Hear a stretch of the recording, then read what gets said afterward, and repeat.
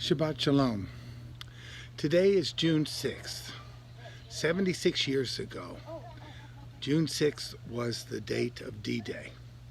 And for younger people among us, that really doesn't mean much. And I was actually born 8 years after D-Day, but both my wife and I grew up in a family that was so aware that our parents and their generation, our dads, had been World War II vets. In my family, we even lost one of our cousins in the D-Day invasion. There are now some 10,000 American soldiers who are still buried or permanently buried in Normandy. On D-Day alone, something like 6,500 Americans died out of the 10,000 that died during the first day of the invasion. So I really have to point that out because these people were fighting against fascism and the terror of Nazism, and had they not won, I would not be here. I don't know what America would be like, but the Jewish people would have been wiped out. That was the goal of the Nazis, and thank God they didn't succeed. So I thank God for the fact that we live in a democracy. I hope we will continue to live in a democracy, and I honor the fact that so many people gave their lives, not only to defend this democracy against the forces of fascism, but also to make sure that Jews and others, minorities in the world, were not persecuted or the victims of genocide. So I say that today, realizing that that's part of our past. It brings us 76 years later on D-Day to our present.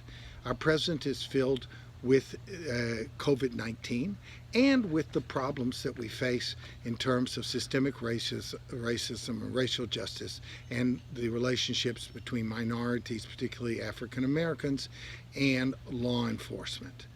I have to say that there's not much I can say about this that hasn't already been said. I would like to recommend an article by Eric K. Ward that I read this week called Authoritarian State or Inclusive Democracy, 21 Things That We Can Do Right Now. It's a great article. It's absolutely wonderful reading.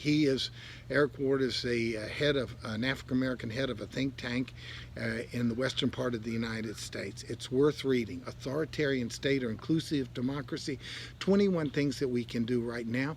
And then at the end, this is what is so interesting. Mr. Ward says, if every one of us can just do one thing, think about what a difference it can make. Think about what the possibilities are to get other people just to do one thing. It's a really inspirational article. So I said I have very little to say, except for the fact that is what I said before. This is a time for us as people of privilege, as white people, to listen.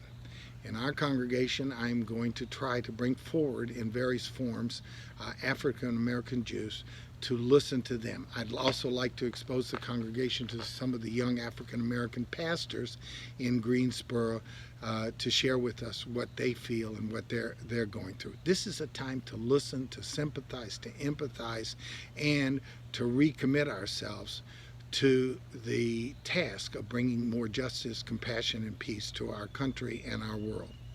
So today I'm going to end with a beautiful prayer that I received this week from my colleague Boaz Heilman. Boaz said the following: I would like us to take a moment to offer our thoughts and prayers to the memory of George Floyd and his bereaved family. At such difficult moments as we are living through right now, it's hard to remember that people are grieving the tragic and pointless death of a loved one. I would like to pray for the restoration of peace and order in our communities and cities. I would like to pray for understanding and unity rather than bigotry and divisiveness. I would like to pray for calm in our hearts, for our fear to disappear, to be replaced with love and compassion. I pray for violence to stop, for the fires to be quenched, for instigation and incitement to end.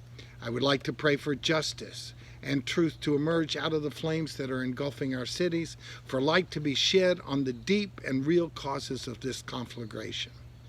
I pray for the conversation to resume, for peaceful and composed voices to be heard rather than the screams of hate, enmity, anguish, and pain. I would like to pray for all hands to start reaching towards one another, to help and uplift rather than to shove and to push down. I pray for hope to replace despair, for courage to stand up rather than might. At this time of panic and pandemic, we have so much to look forward to, yet so much to lose. May God show us the way to peace. May God show us the way to peace, love, and understanding among us all, no matter what color, creed, religion, or race. Amen. My dear friends, Shabbat Shalom. Thank you to Rabbi Heilman. He says it in such beautiful ways. So we remember today the sacrifice of D-Day and the American soldiers in the past.